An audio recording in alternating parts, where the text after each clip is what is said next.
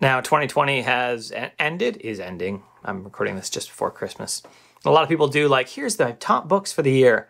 And I started to do that.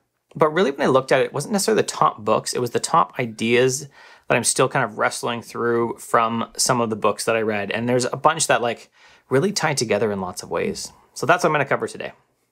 The top ideas that I just keep thinking about and keep coming back to after my 2020 reading, which I read about 85 books-ish this year, which is, I think, my highest year.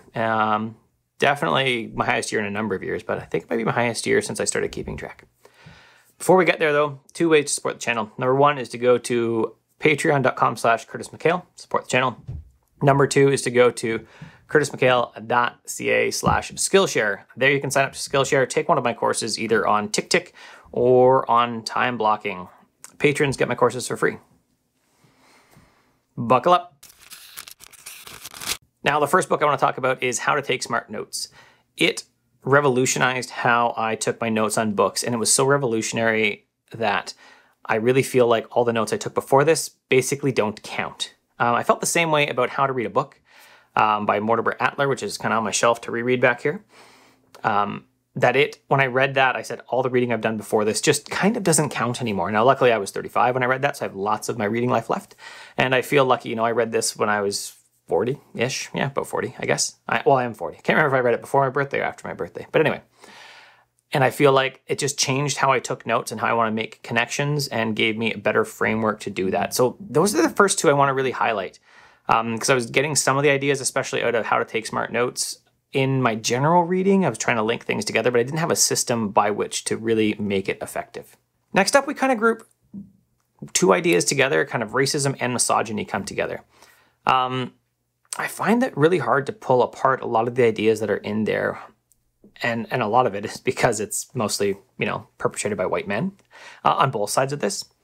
And the first book I read that made me start thinking deeper about it this year was Why I'm No Longer Talking to White People About Race by Renee Edo-Lodge.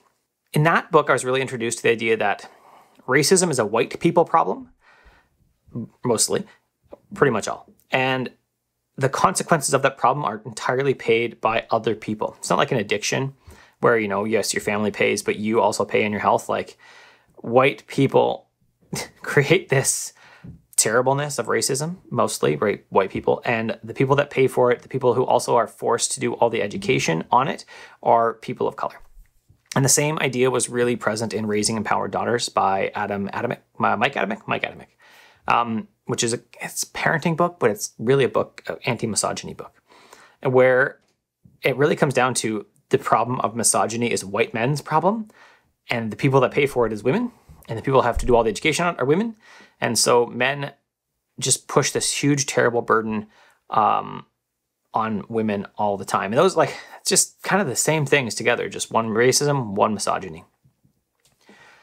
Another one that really stuck out to me on the racism, misogyny front was that out of the Underground Girls of Kabul, when I finished that, I thought, I kept reading through that and saying, you know what, we talk about Afghanistan being this, terrible place for women, but when we really look at it, we are just better at dressing it up here. We are put a little bit prettier face on it, but we do a lot of the same things. We still police what women wear, right? We, a woman gets assaulted and we're like, well, what were they wearing? Well, who cares what they were wearing? You should just your clothing should have no bearing on whether you get assaulted or not. And this idea that I started thinking about with the Underground Girls of Kabul, that we just put a better face on it, was totally 100% reinforced by Raising Empowered Daughters, that just showed over and over and over again how we police women and how we are terrible to them. And it's really no better once you get past this thin veneer of civility than it is in the countries we look at and vilify for treating women poorly. And even similar to that, when I read Words Have a Past and The Inconvenient Indian, I looked at how we treat First Nations people. That's what those books are mainly about. Although not entirely about, really, the First Nations and the treatment in the US and Canada.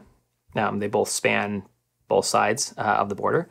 And how we continue to talk, we look at other nations and say, hey, you treat your Indigenous peoples terribly. You go in there and you force re-education upon them and all this other stuff.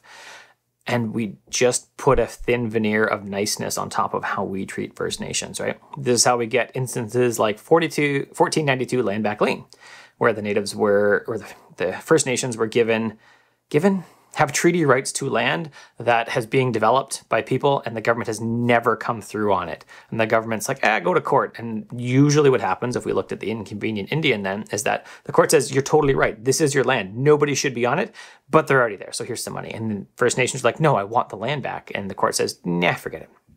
And we see this over and over and over. Like, we put a thin veneer of niceness on how we treat our First Nations and how we treat women, and it is no better. We are no better than other nations, really. We just have a thin veneer of prettiness on top of it. Next up, from the book Scarcity, was the big idea that we have a limited amount of bandwidth to make any decisions. Like, all of our decision, all of our kind of everything we do has this bandwidth that we can exercise. And when we start to stress any aspect of bandwidth, all the other decisions fall apart. Yeah, I thought about this multiple times, right?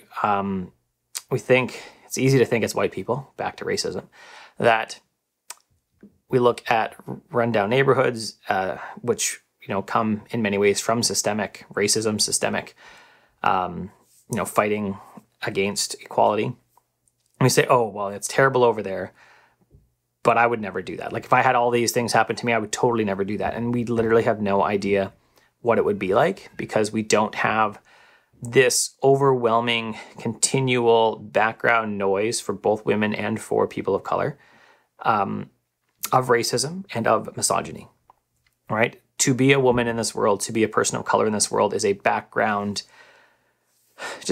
noise of wondering what that police cruiser might do, right? I see a police cruiser, I'm like, oh, I wonder if I know them. I don't even think about it, right? My landlord is a police officer, and I've worked out with many of them. I don't worry about seeing a police officer in any setting, and even if I don't know them, I have no worries that I'm going to be shot because I was pulling my wallet out and I didn't realize I was pulling my wallet out. So that mental stress put on women and people of color continually makes me think, with the reduction of bandwidth, how much good work are we losing from women and people of color? Because they have this background stress they always have to deal with that is sucking up the bandwidth of some of the good work we could be getting from them. I mean, we, like, in society, that they could be doing for themselves. Not that I own it in any way, but that, like, we're missing this good input, this good everything from women and people of color because of this background stress. And that's terrible. Terrible. Next up, the savvy ally. I said a bunch of times, I grew up in a traditional Christian home, LGBTQ+, terrible, don't go there, it's sin, you hang out with them too much.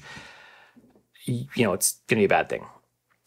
Now, looking at this book really gave me some interesting language to use, from looking at my biological sex to my gender identity, my gender expression, and who I want to be naked with. So looking at that, I would say, like, I was born male, I identify male. My gender expression is generally male, although I'd say it's, especially my clothing desires, although it's very hard to find for men, I find.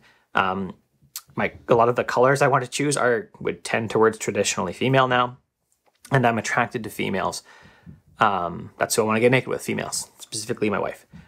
But looking at all of that and just having that language around it, it was interesting for me to look at. And I know I have two friends whose children are deciding to transition, and lending books out to them, talking about them, kind of talking with them through it. Like, this gave me a lot more to think about and to just update what I think, because yeah, I don't believe what I was taught is really where I would be sitting right now at all. And it means I need to dive into books like The Savvy Ally and a bunch of other ones I have on my shelf to update what I think about that. Next up, the library book. It was just a really good book. It's like a true crime book about a library fire in, what year was it? I don't have the year down. Same week as Chernobyl, though, so which is why you haven't heard about it. And there was like 400,000 books burned in the Los Angeles library.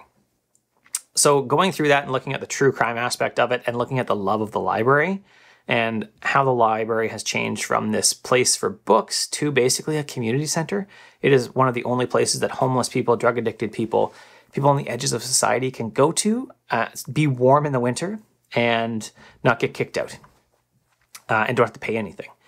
And looking at how that has changed in the library and what do they do now to serve the community in those ways. It was just a really interesting book. I highly recommend it. Really well written, great true crime. I'm not sure if he did it or not. Like I kind of lean towards, yeah, he did do it. But at the same time, I don't know if he did. Like I couldn't say with 100% certainty that he did in fact set this fire. And then looking at the community aspect of it was another just interesting, how we have basically abandoned so many of the people in society and the only refuge they can have is the library. That's it. Those are the big ideas, the books that stood out to me this year. If you have any that stood out to you, I'd love to hear them down below in the comments. So let me know. Always looking for new books. That's it. You can support the channel by going to curtismchale.ca/Skillshare, where you can sign up to Skillshare, take one of my courses on tick or time blocking, or you can go to patreon.com/curtismchale, support the channel. If you liked the video, thumbs up below. If you loved it, subscribe and hit the bell. And YouTube might maybe let you know a video happened. Otherwise, who knows? That's it. Have a good one.